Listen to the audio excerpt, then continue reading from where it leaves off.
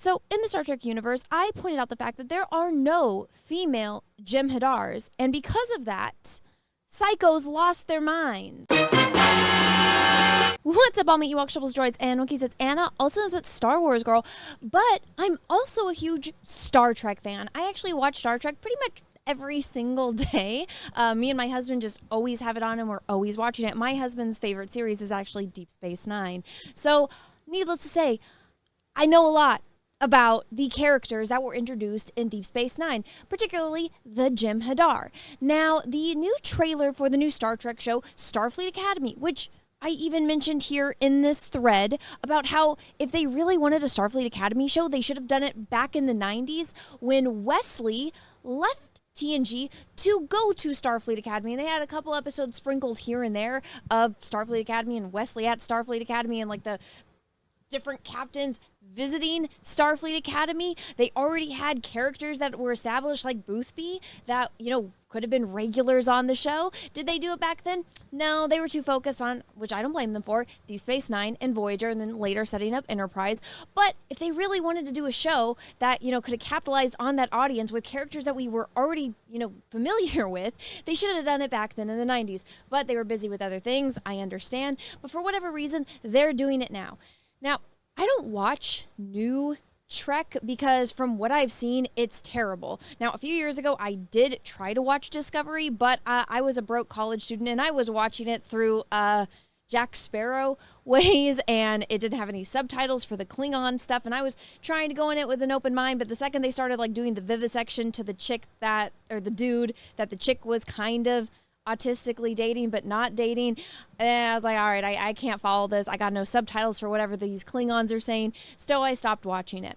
That being said, from what I have seen from new Star Trek, it is so insufferable that I just can't watch it. Now, from what I have heard about this show in particular is that it's set 800 years in the future. I have no knowledge of the current Trek, aside from Picard Season 3. I did watch that. I did enjoy it. Picard Season 1 was, it drove me crazy how much they broke canon with everything. Even the guy that was writing Season 1, Michael Chabon, weirdest dude I've ever interacted with, by the way, he didn't know who Lore was. And I'm like, you're doing a show about evil androids, or your main villains are evil androids, and you don't know who Lore is? What are you doing writing Star Trek? And that's from my experience, the people that are in charge of new Star Trek, like Alex Kurtzman, or however the hell you say his name. So, the female Jem'Hadar, this enraged me when I saw it. There's a lot I can say about the trailer. I'm not going to play the trailer for you or do a reaction because Paramount will strike you if you show any kind of footage. That's even why I'm using a blurry photo, which is just a screenshot I took from the trailer when it was playing, because Paramount, they will flag you for anything, so bear with me here. Now let me explain to you why this doesn't make sense. If you didn't watch Deep Space Nine, or maybe you watched it years ago and you don't remember, the Jem'Hadar, which is what I'm assuming this chick is at least half of, because, if you look at this closely, she's got a lot of Klingon insignia and the forehead ridges, so it's kind of implied that she is also half Klingon. But so, for those that don't know, the Jem'Hadar are an alien species that were created by these alien forces called the Dominion. It is later revealed, spoiler alert, that the Dominion, or the leaders of the Dominion, are the Changelings, aka Odo's species. So they're like shapeshifters, which they made a really big thing about shapeshifters in Deep Space Nine, but I'm like, there's already been shapeshifters. Remember that chick that Wesley was all into, and then she existed as energy, and her lady in waiting kept shapeshifting, and Picard got mad at them, was like, you have to stay in this form the rest of the the rest of the flight to your home. And it's like, but what if they need to change forms, I don't know, regenerate, kind of like Odo. But there's been shapeshifters in Star Trek, so I don't know why they made it such a big deal with Odo. Especially it's Odo, you can go see them, they exist as energy, and you'd think that somebody would have brought that up in the database, but no. But maybe that was just the writers just trying to do a social narrative about people being accepted into society when they're different, which Star Trek does a lot of, which I like when it's done well.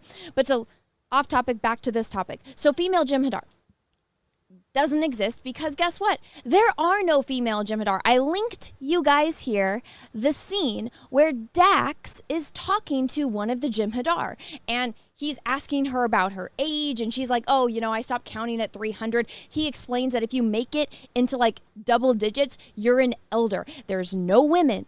They don't really sleep or eat, or they don't need anything except the white, which is a drug that the Dominion uses to control them. They are literally just bred to fight and be warriors for the Dominion and do their bidding.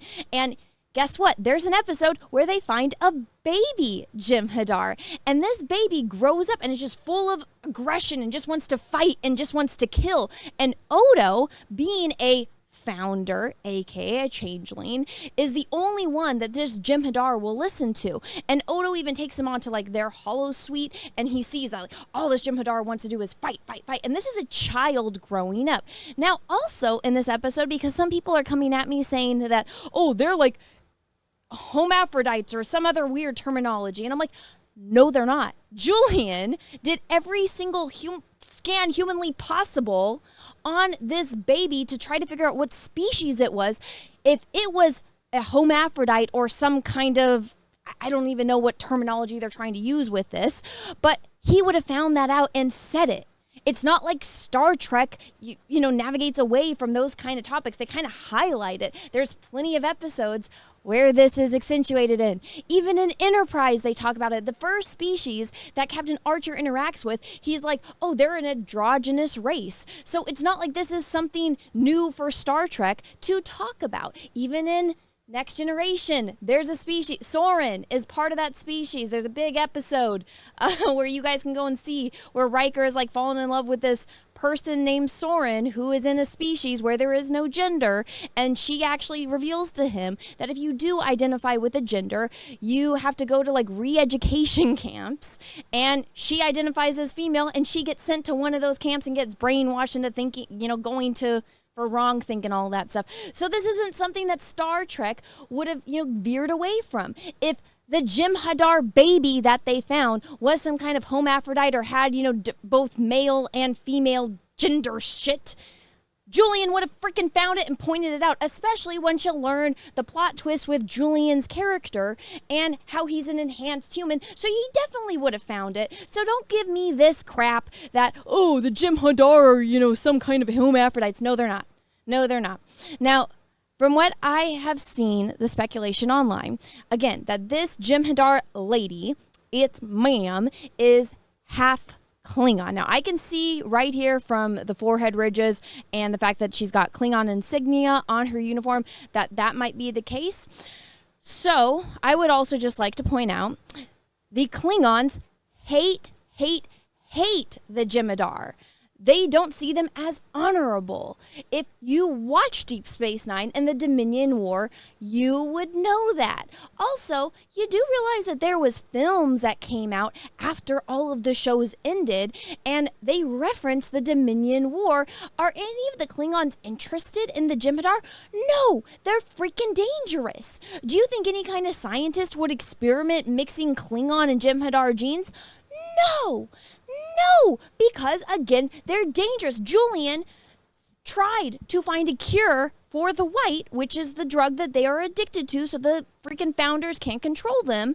And, you know, even O'Brien is like, dude, if you figure that out and they don't have any kind of thing to control them, they're just going to go crazy and try to kill everyone, and they're going to turn on the founders, the only people that they will listen to, even if they are evil. And so it doesn't make any sense for the fact that they are going and crossbreeding this very dangerous alien species with another formidable, you know, alien species like Klingons, which is only going to enhance their anger and rage and their bloodthirstiness. So does this make any sense? Absolutely not. Also, and I'm not saying this in a rude way at all, I am just going to point out, when you have two warrior species commingling together, if you want to try to make this make sense, you would have to get a chick that is like Xena warrior princess, go onto that show where they're all like massive bodybuilders, like Gina Carano type of body type. You are not going to get, thank you, can I have a double with extra fries, Big Mac Supreme meal? You're not going to get that. This thing is going to have an incredible physique based on its lineage. So does this make any sense? Absolutely not. It should not be female. It should not be plus size, and it shouldn't exist in the first place. Now, you are more than welcome to disagree with me. I, am interested in having conversations with people about Star Trek because I love Star Trek, especially if you know about Star Trek. But all of you fake geek girls in my comment section, after I dropped this with the information, a scene with all the information, and this, it's like all you're doing is proving to me that you've never watched Star Trek. Fake geek girl bullshit. So if you actually know about Star Trek and you're interested in having a conversation about how this would be possible, I welcome it. But again, I would like to point out, once again, everything that I said wouldn't be female, wouldn't have the physique that I am seeing right here, and it doesn't make any sense why they would do this. Like, the only thing that I'm thinking that could possibly work is, remember that episode of Next Generation where Data makes an android daughter and she gets to pick her species? Well, if this is a hologram simulation where they're mixing and matching stuff, or it's an android that picked its body and mixed and matched, that might make sense because it's not real. I'm sorry, Data. I know you're a man. I know, I'm sorry. But it would be synthetic. It wouldn't be organically made, if that makes sense. And I'm sorry for ranting about this, but I love Star Trek, and this frustrates me to no end. So let me know what you think about all of this down in the comment section. If you guys like this video, smash the like button. If you guys want to hear me talk more Trek, smash that subscribe button and ring the bell for notifications. Let me know what you think, again, about all of this. And until next time, I hope you guys all have a great rest of your day, morning, evening, afternoon, wherever you are in the world. And may the Force be with you, because we are really, really, really, really going to need it. Bye, everyone.